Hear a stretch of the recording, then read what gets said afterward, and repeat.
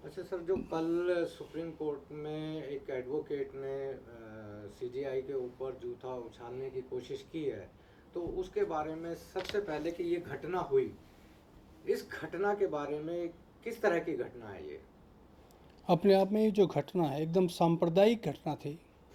एक मानसिक विकृत किस्म का व्यक्ति सुप्रीम कोर्ट के अंदर गया और सुप्रीम कोर्ट के अंदर जाकर उसने अपने स्पोर्ट्स शू निकाला और डायस के पास पहुंचकर उसने सीजीआई साहब कोर्ट, वहाँ पे 3 जजेस बेंच थी, उनके ऊपर वो हमला करने की कोशिश की।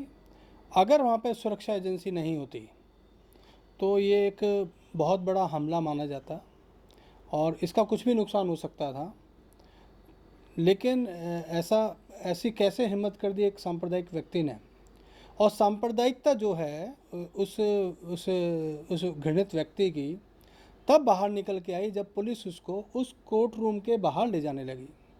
लेकिन सीजीआई साहब ने तो इसे एक कैजुअल मामला मानकर एक तरीके से माफ़ी दे दी। उन्हें नहीं पता था कि बाहर जाकर ये व्यक्ति क्या बोलेगा, कितना बड़ा क्राइम करेगा।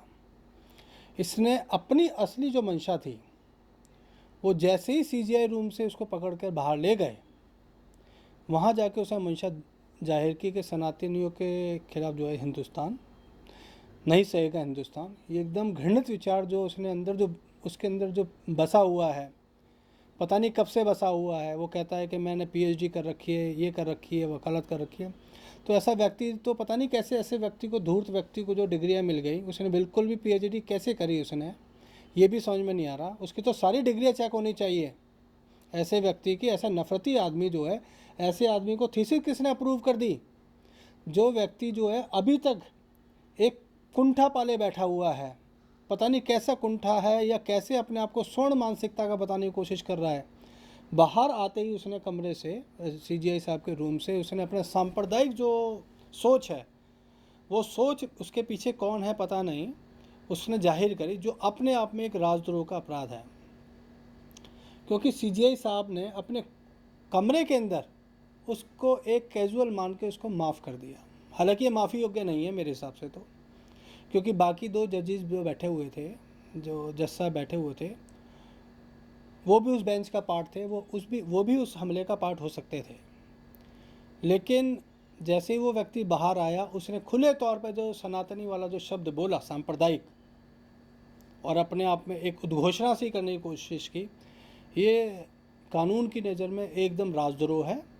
और उसके ऊपर राजद्रोह का जो कानून के खिलाफ जो है उसके शिकायत दर्ज होनी चाहिए, उस पर मुकदमा तुरंत होना चाहिए और स्पीडी ट्रायल होना चाहिए ऐसे व्यक्ति का, जिससे कि कोई भी व्यक्ति ऐसे सांप्रदायिक विचारों वाला, उसे सबक मिले कि न्याय व्यवस्था की आप जो है न्याय के ऊपर हमला कर रहे हो, न्याय व्यवस्था के ऊपर हमला कर रहे हो, आप संविधान की संवैधानिक व्यवस्था के ऊपर आप हमला कर रहे हो।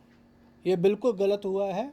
सीजीआई साहब को तुरंत ही सूमोटो लेकर, अगर सीजीआई साहब उसे माफ़ कर चुके हैं तो बाकी जो कंपेनियन जज हैं, रजिस्ट्रार को सीजीआई साहब के सामने या किसी कोर्ट के सामने ये एक प्रस्ताव रखना चाहिए कि एक सांप्रदायिक व्यक्ति जो है इस तरीके से घृणित बात करके गया है और सांप्रदायिक माहौल वहाँ पे खराब कराने की नीयत से गया है, जो बिल्कुल गलत है।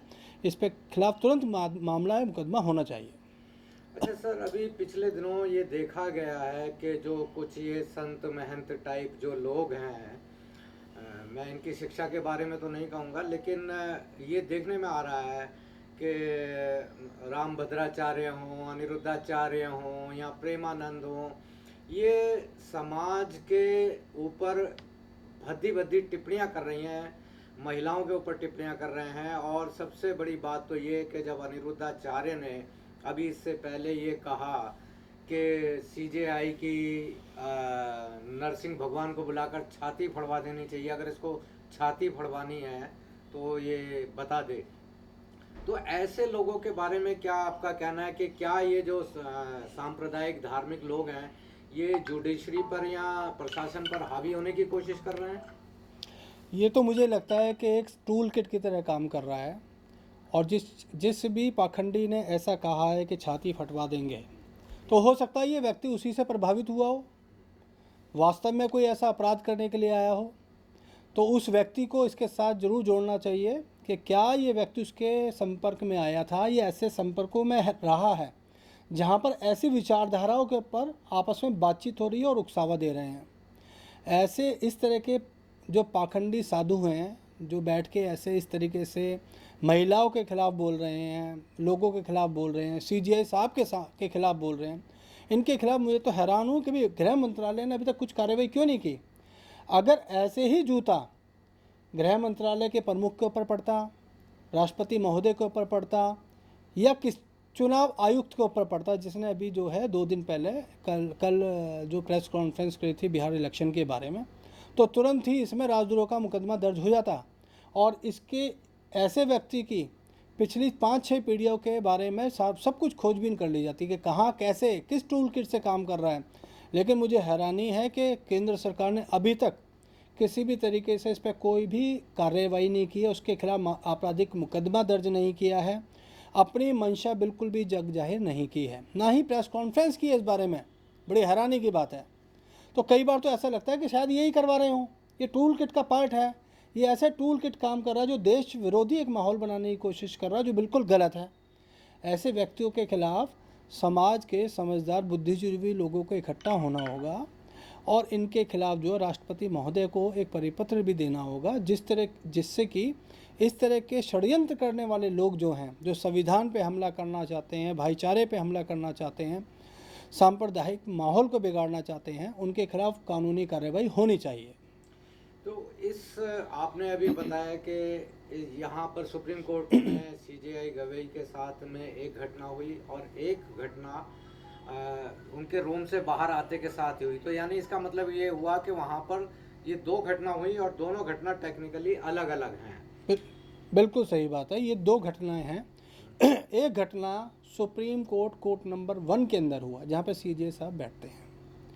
दूसरी जो भयानक घटना हुई है, उससे भी ज़्यादा भयानक घटना है, वो पूरे समाज के प्रति घटना है, राष्ट्र के प्रति घटना है। वो जैसे ही रूम के बाहर जब उसे लेकर गए हैं, उस अपराधी को, उस दंगाई आदमी को, जो बाहर आके एक सनातनी वाला जो उद्घोष करने की कोशिश कर रहा है, ऐसा लग रहा है वो एक षड्यंत्र के तहत वहाँ पर आया है। ये जो पिछले बार जो सीजीआई साहब ने एक ऑब्जर्वेशन दिया जिस पे पिटीशन डिसमिस करी, मुझे इतना बड़ा वो मामला नहीं लगता। ये पीछे कुछ और चल रहा है इनका षड्यंत्र ये चल रहा है कि एक तरीके से सभी लोगों पर एक नियंत्रण बनाना चाहते हैं। ये चाहते हैं, ये संविधान को नहीं मानते, ये कोर्ट को नहीं मानते हैं। कोर्ट अगर इनके फेवर में कोई फैसला देता है तो उसके लिए उसका प्रचार करते हैं, जो कोर्ट इनके फेवर में फैसला नहीं देता तो उसके खिलाफ ऐसे टूल किट के तौर पर माहौल बनाते हैं। मैं कल से ही देख रहा हूँ, एक स्पेशल टाइप के लोग जो हैं, जो घृणित मानसिकता रखते हैं, उन्होंने सीजीआई साहब के खिलाफ एक माहौल बना दिया है और दलित वर्ग समाज के खिलाफ भी एक माहौल बनाना शुरू कर दिया है। वो उनकी मैसेज और उनकी जो क्लिप से लगता है ये मनुवादी व्यवस्था, ब्राह्मणवादी व्यवस्था के तौर पर ये जो है शासन करना चाहते हैं। ये कोर्ट को नहीं मानते, संविधान को नहीं मानते, कानून व्यवस्था को नहीं मानते हैं। ये चाहते हैं कि भाई इनके हिसाब से ये राष्ट्र चले। ये संभव नहीं है, क्योंकि यहाँ पर बहुत सारे बुद्धिजीवी लोग ऐसे ही हैं। ये ज़्यादा लोग नहीं है। ये अगर आप जो 140 करोड़ की जनसंख्या के हिसाब से देखें, ये ज़्यादा लोग नहीं है, कुछ हज़ार लोग हैं जिन लोगों ने पूरे भारत का माहौल ख़राब कर रखा है और पूरे भारत के अंदर ये किराए के टट्टू लेके दंगा करवाते हैं और हमारे भारत देश के अंदर जो शांति व्यवस्था बनी हुई थी उसको भी ख़राब कर रहे हैं। तो आपको लगता है कि एक सुप्रीम कोर्ट के खिलाफ, संविधान के खिलाफ एक सोची समझी साजिश चल रही है? बिल्कुल सही बात है, साजिश चल रही है। बहुत सारे तबके के लोग हैं इसके अंदर, एक ही तरह की विचारधारा के लोग हैं और कोई नहीं है। वो पूरा षड्यंत्र कर रहे हैं और उनका षड्यंत्र जो है, जैसे ही लोगों ने इस जूते फेंकने वाले अपराध को प्रतिकार करना शुरू किया है, तब से ही ये टूल किट और षड्यंत्रकारी लोग इकट्ठे हो गए हैं और हर ग्रुप के ऊपर, हर व्हाट्सएप ग्रुप पर, फेसबुक पर ये लोग जो है न्याय व्यवस्था के बारे में, सीजीआई साहब मिस्टर गवई के बारे में और उनको समर्थन दे रहे लोगों के बारे में, जो उससे आहत हैं, उनके बारे में बड़ा नफरती व्हाट्सएप ग्रुप चला रहे हैं। हर ग्रुप पर ये चल रहा है। अगर इसकी जांच की जाए तो हर किसी के मोबाइल में ऐसे नज़र आएंगे ऐसे लोग। ये ज़्यादा लोग नहीं है, कुछ ही लोग हैं ये अचानक मेंढकों की तरह नज़र आ गए हैं, जैसे बरसात हुई है बरसाती मेंढक की तरह उभर आए हैं। और ऐसे लोगों का हमारी न्याय व्यवस्था को तुरंत ही इलाज करना चाहिए और ऐसे लोगों को पकड़ कर पागल खाने में भेजने की तुरंत ज़रूरत है, जिससे कि इनका मानसिक इलाज किया जा सके। मेरी नज़र में एक मनोरोगी लोग हैं ये, लेकिन सिर्फ मनोरोग के आधार पर इनको छोड़ा नहीं जा सकता। इन लोगों के खिलाफ तुरंत कानूनी कार्रवाई करनी होगी। जनता बड़ी आहत है इस सारी चीज़ों से। इस तरह के षड्यंत्रकारी लोगों से बड़े परेशान हो गए हैं लोग। हम लोग बसों में जाते हैं, मेट्रो में जाते हैं, यहाँ जब सार्वजनिक तौर पे लोगों से मिलते हैं, लोग बड़े गुस्से में हैं ऐसे लोगों के खिलाफ जो हमारे देश का सांप्रदायिक माहौल ख़राब कर रहे हो, यहाँ की शांति व्यवस्था को ख़राब करना चाह रहे हैं। चलिए, बहुत बहुत शुक्रिया साहब।